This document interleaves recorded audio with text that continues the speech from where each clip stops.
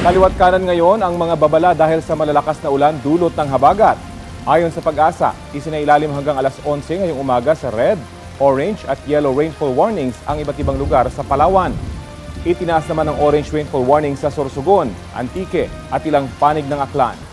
Yellow rainfall warning sa buong Albay at sa ilang bahagi ng Occidental Mindoro. Naku, lalakas pala ang bagyo. Kailangan ko na maganda ng emergency kit.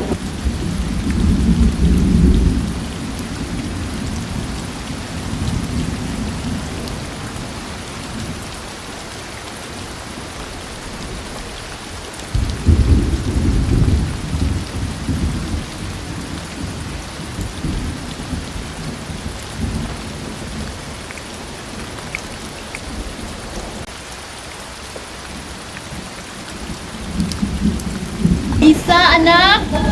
Nay? Gisingin mo tatay mo, kailangan na natin pumunta sa evacuation center.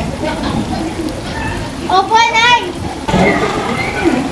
Tay, gising! Pupunta na tayo sa evacuation center, sabi ni Nanay! Oh, bakit naman? Hindi ko po alam, basta sabi ni Nanay!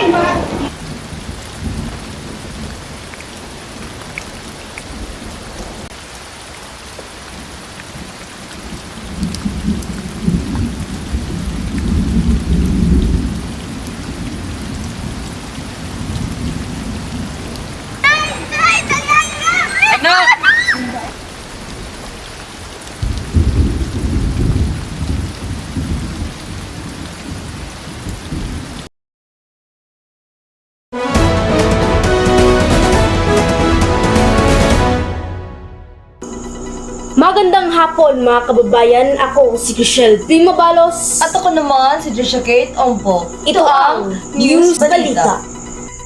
Kararating lang po ng balita mula sa Barangay Kalublob na kung saan nagkaroon ng landslide at iba't ibang parte ng lugar dahil sa matinding pagbagyo.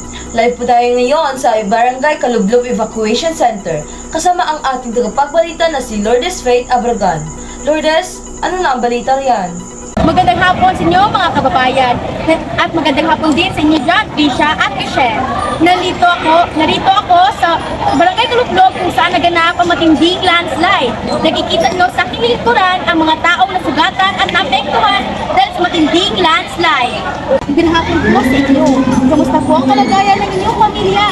Ako po si Rina Alvarez. Ako pamilya. Hindi na lang po nasugatan ng malala. Hindi po niya magkalangasan sa mga kamay at paa. Nangihingi po ako ng tulong sa mga programang nakakatulong sa aking pamilya dahil hindi ko na po kayo tignan ng aking anak. Maawa po kayo. Tulungan niyo po kami kung sino man nanonood dyan.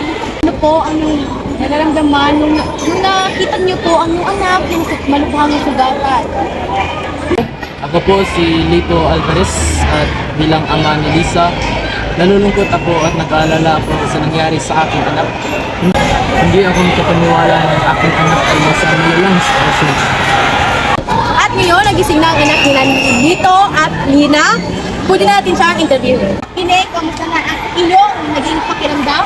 Hindi ko po maigalaw ang aking kamay at paa. Paano na lang po ang pag-aaral ko? Hindi na po ako makakapaglaro. Tulungan niyo po ako! Maraming salamat, Lourdes. Palala, sa gitna ng panganib ng landslide, malaga ang pagiging handa. Ang pagiging mapagmasid sa paligid at mabilis na pagkilos tuwing may panganib ay layong nakakapagligtas ng buhay. Mangyaring tandaan na ang kaligtasan ay nasa ating mga kamay. At dito na nagtatapos ang News Balita. Ako si Joshua Kate Ompo. At ako si Chriselle P. Mabalos na nagpapaalalang ligtas ang may alam. Magandang hapon at hanggang sa muli.